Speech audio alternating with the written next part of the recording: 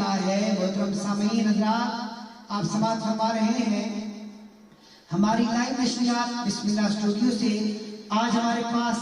عالم اسلام کی بہت ہی خوبصورت علمی شخصیت تشریف فرما ہے۔ میری مراد حضرت علامہ شاہ زیب احمد چشتی صاحب، میں آپ کو دل کے اتھاہ گہرائیوں سے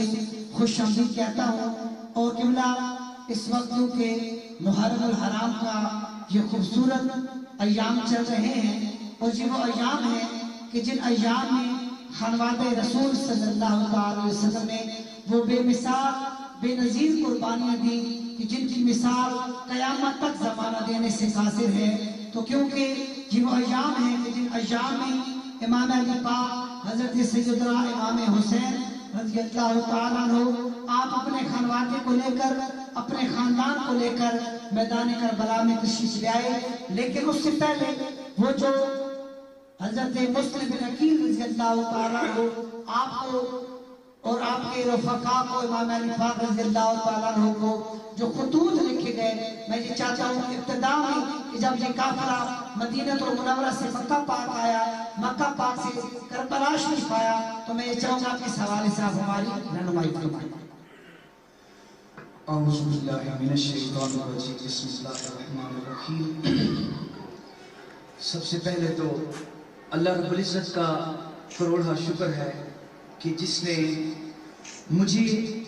اور آپ تمام دوستوں کو یہ توفیق بخشی ہے کہ ہم ان مقدس دنوں کی برکتیں سمیٹنے کے لیے اور ان بابرکت ہستیوں کا ذکر کرنے کے لیے یہاں پر اکٹھے ہوئے ہیں۔ اس کے بعد میں مبارکباد پیش کروں گا بسم اللہ اسٹوڈیو کے تمام اراکین کو، جتنے بھی جملہ اراکین ہیں، میں آپ کا شکریہ بھی ادا کروں گا اور آپ کو اپریشیٹ بھی کروں گا کہ اس پرفتن دور میں، اس مصیبتوں کے دور میں آپ نے یہ جو ایک خوبصورت سلسلہ شروع کیا ہے، اللہ آپ کے اس خلوص میں برکت عطا فرمائے۔ اور میں شکر ادا کرتا ہوں آپ کا کہ آپ نے مجھ جیسے ناچیز اور تہی دامن شخص کو یہ مقام دیا کہ میں یہاں پر آ کر اس کار خیر میں سے اپنا حصہ ڈالوں۔ ثاقب بھائی، آپ کا جواب دینے سے پہلے میں ایک چھوٹی سی گزارش کروں گا کہ حضرت امام عالی مقام امام حسین رضی اللہ تعالی عنہ آپ کے ساتھ یہ جو صحنہ کربلا پیش آیا، یاد رکھا جائے کہ یہ کوئی معمولی واقعہ نہیں ہے، یہ کوئی معمولی داستان نہیں ہے، بلکہ یہ دو بہت بڑے کرداروں کا نام ہے کربلا۔ ایک کردار امام علی مقام نواز رسول امام حسین رضی اللہ تعالی عنہ آپ کا ہے، اور دوسرا کردار یزید بدبخت کا تھا۔ امام حسین کا کردار ہے اور یزید کا کردار تھا۔ یزید بدبخت ظالم تھا، وہ بربریت کرنے والا تھا، جبکہ امام حسین حق کے علم بردار تھے،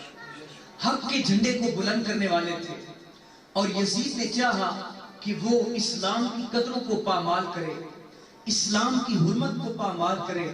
لیکن قربان جائیے نواز رسول پر کہ وہ اپنے خانوادے کو لے کر، اپنے خاندان کے 72 تن لے کر دشت کربلا میں پہنچے اور اسلام کی حرمت اور قدروں کو پامال ہونے سے بچا لیا۔ تو اس لیے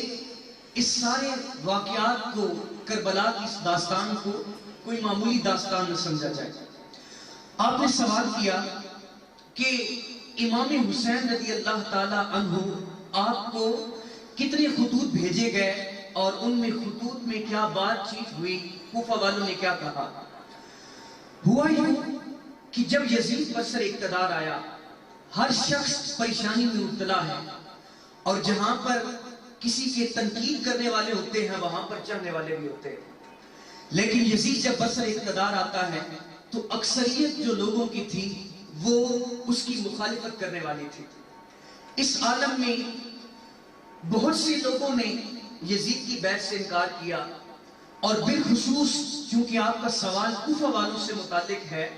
کیونکہ انہوں نے خطوط لکھے تھے حضرت امام حسین رضی اللہ تعالی عنہ کو۔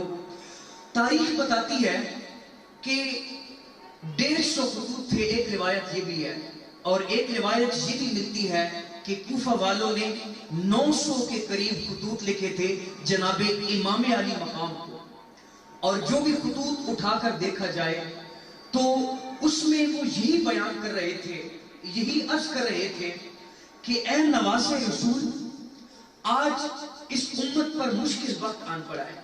آج یزید جیسا بدبخت اور اوباش نوجوان ہم پر مسلط ہو گیا ہے،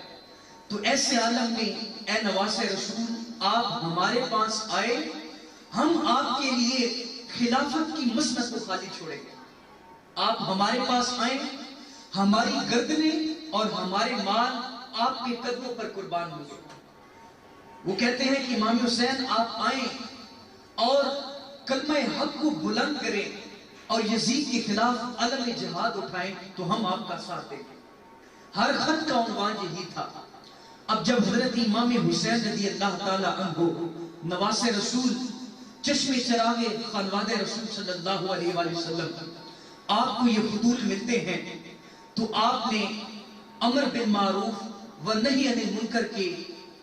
رائج کرنے کے لیے، آپ نے علم جہاد بلند کرنے کے لیے اپنے دل میں ٹھان اور یہ ارادہ کیا کہ میں حق کو بلند کرنے کے لیے ان خطوں کے جواب کی صورت میں کوفہ تشریف لے کر جاؤں گا۔ بہت سی روایات ہمیں ملتی ہیں، حضرت امام حسین نے اپنے جملہ رفقا کو بلایا، جید صحابہ کرام تھے جن میں حضرت عبداللہ ابن زبیر تھے، جن میں حضرت عبداللہ ابن عباس تھے، تو آپ نے ان کے ساتھ مشورہ کیا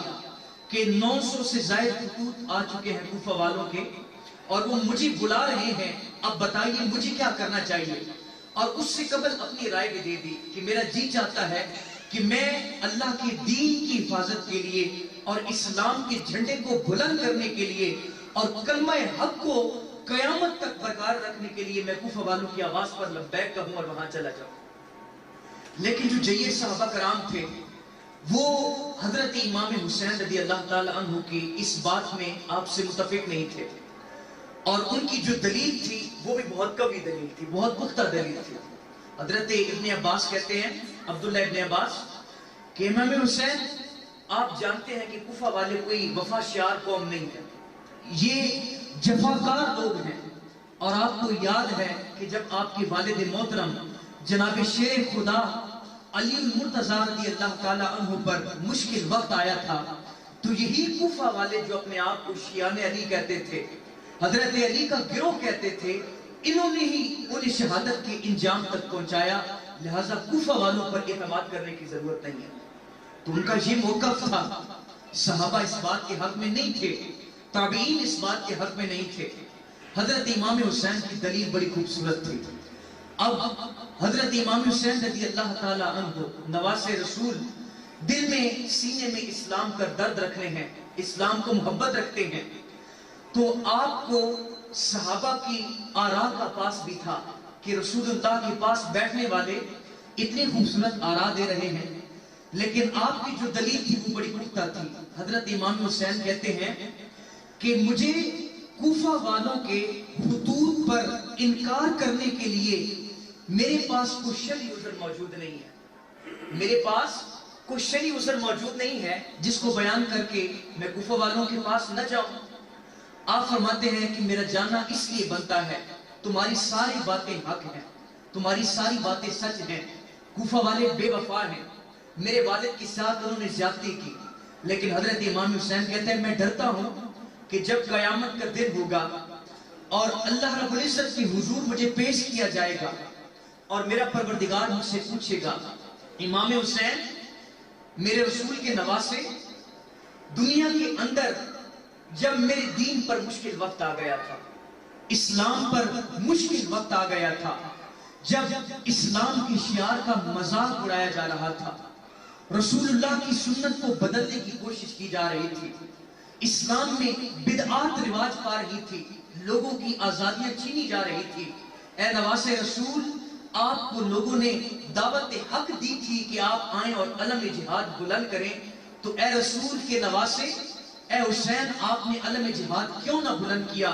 امام حسین کہتے ہیں صحابہ مجھے بتاؤ میں اپنے رب کو کیا جواب دوں۔ کتنی خوبصورت بات ہے حضرت امام حسین کی، اللہ کا خوف اور ڈر کتنا ہے کہ میں نے اللہ کو جواب دینا ہے. اور حضرت امام حسین کہتے ہیں عبداللہ بن زبیر مجھے بتاؤ کہ جب کوفی قیامت کے روز پروردگار کے حضور کھڑے ہوں گے اور اللہ سے کہیں گے کہ اے پروردگار عالم جب ہم پر مشکل وقت آیا تھا ہم نے تو تیرے نبی کو بلایا, تیرے نبی کی نواسی کو بلایا تھا, ہم نے تو نہیں کہا تھا کہ آپ آ جائیں, ہم آپ کے حق پر بیعت کریں گے, آپ کی سربراہی میں دین اسلام کی حفاظت کریں گے, علم اسلام کو بلند کریں گے, اسلام کا بول بالا کریں گے اور صراط مستقیم کی راہوں کے مسافر بنیں گے. لیکن اے اللہ کے نبی کے نواسے آپ ہماری آواز پر لبیک کہتے ہوئے نہ آئے تو وہ پروردگار سے کہیں گے مالک ہم نے تو مایوسی کے عالم میں یزید کی بیعت کر لی تھی, اگر نواسے رسول آ جاتے تو ہم اپنا دل و جان ان پر قربان کر دیتے. تو امام حسین کہتے ہیں کہ یہ جو سوال ہیں جن کی میں سوچ رکھتا ہوں کہ قیامت کے دن مجھے اللہ کو جواب دینا پڑے گا, کہا یہ سوال مجھے مجبور کرتے ہیں کہ میں کوفہ والوں کے خط کا جواب دوں اور ان کے پاس میں جا کر ان کی رہنمائی کروں. ماشاءاللہ علامہ شاہ زیب احمد چشتی صاحب نے بڑے خوبصورت اور متعلق انداز میں ہمارے رہنمائی فرمائی اور